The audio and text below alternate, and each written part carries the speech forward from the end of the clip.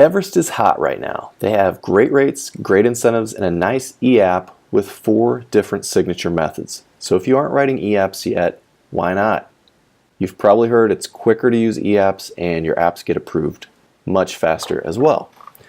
So first things first, go to the agent portal and sign in, and if you don't have an account yet, you'll need to register. Now once you're signed in, you can start an e-app either up here at the top or down here under Create New e-application. But Everest is so nice to include an e-app training sandbox. Why is it called the sandbox? It's because that's where we play. We're going to practice there. So let's dive right in. To be clear, the sandbox lets us run an e-app without actually submitting it, just like the red bar at the top here shows us. But we're going to go ahead and start a new quote and start a new e-application. So first, fill out this form to start a quote.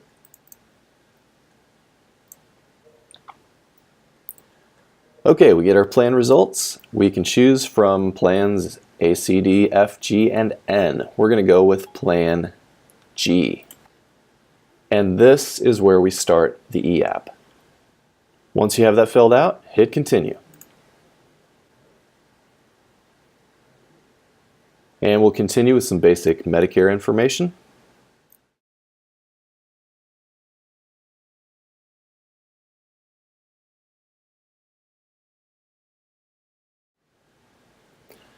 And continue again.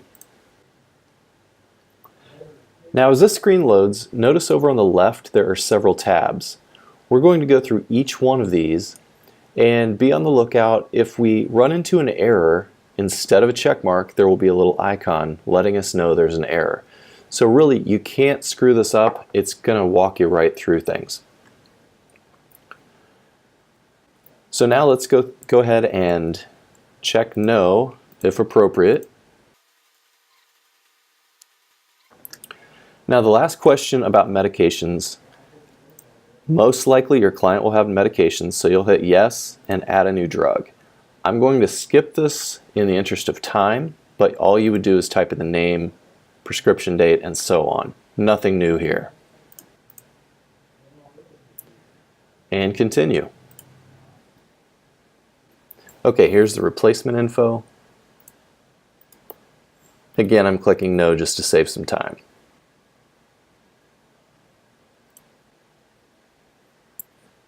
If your client applies for the household discount, you'll want to fill this out. I'm going to hit continue to skip it. Here's where we choose our payment methods. We're going to go monthly, bank draft.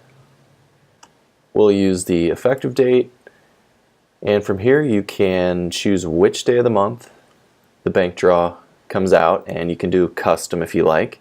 We'll just say second Wednesday of the month. And she's an authorized signer. If your client has other policies, you'll want to list them here. I'm skipping it.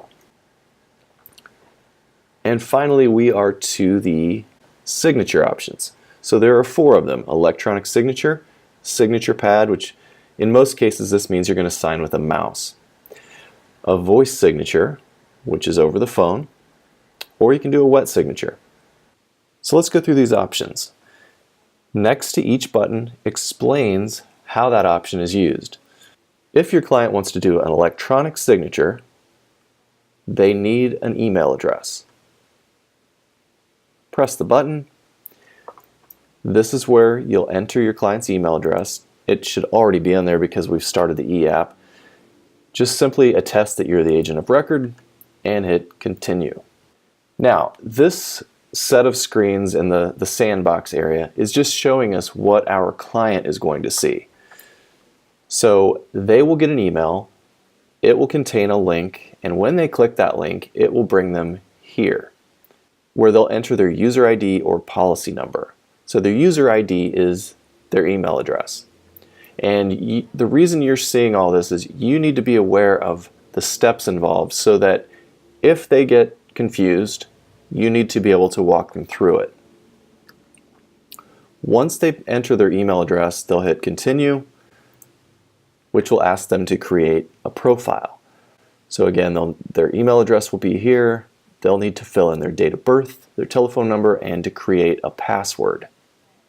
After that, they'll press continue, which takes them to the consent page where they must click I agree to sign electronically. After that, they will see a link to the application. They'll need to click on the View button, which opens a new tab and is going to show them the application. They simply need to look at the application and then close that tab.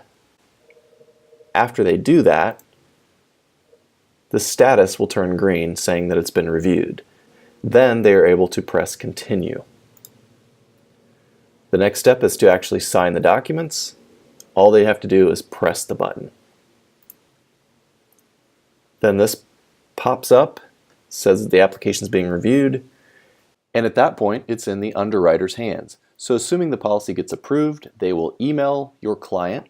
There will be a link leading them back to the screen, at which point they need to activate the policy. They'll press activate, which activates the policy, at which point they are able to click on the welcome letter ID card and print a copy of their ID card.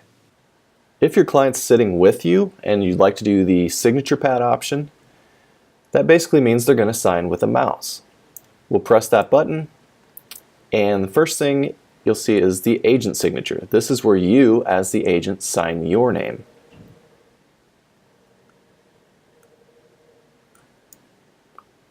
You'll press continue. Then you'll turn your screen to where your client can see it, and they need to press I agree. Now, they will need to view each of these documents, and you can help click the buttons for them, but they have to simply view the document that you've already completed. So here's a copy of the application. Make sure they scroll through and look at the application, and then all you have to do is close the window, and you're back here. And notice this has updated to reviewed. Next, we'll do the bank authorization form. You click view and it opens in a new tab.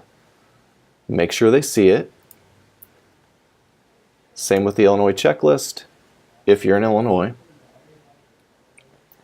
you basically just have to open these and look at them, and then you're ready to proceed. Now we'll hit continue, and now your client is ready to sign using a mouse or a signature pad if you're one of the few people who have one. And here, this might take once or twice to get it right. Save the signature.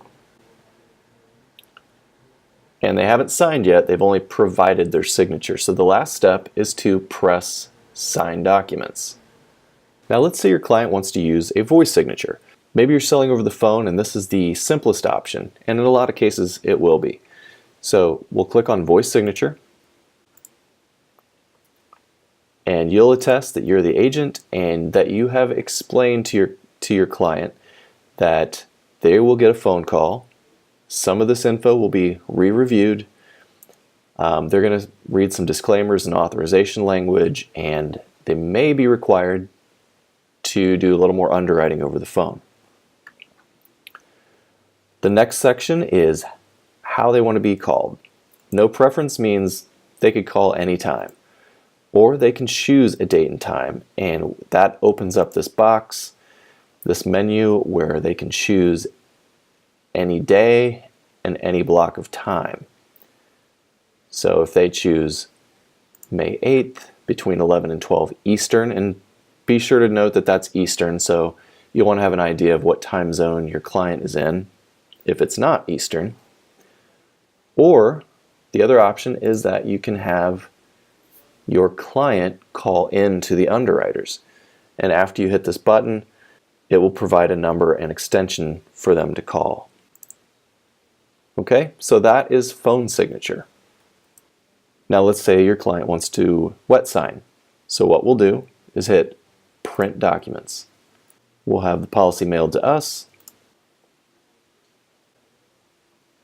And to use this option, you'll need to print out each one of these items. So when you click the View button, it opens in a new tab and shows the application.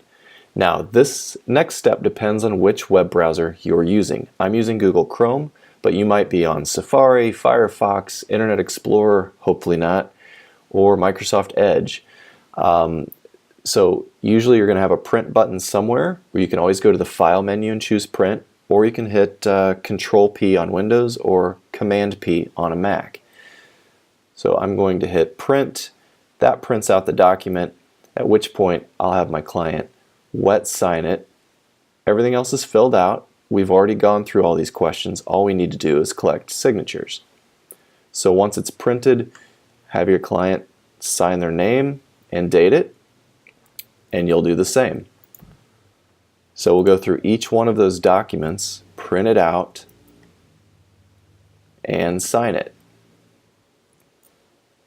And the checklist.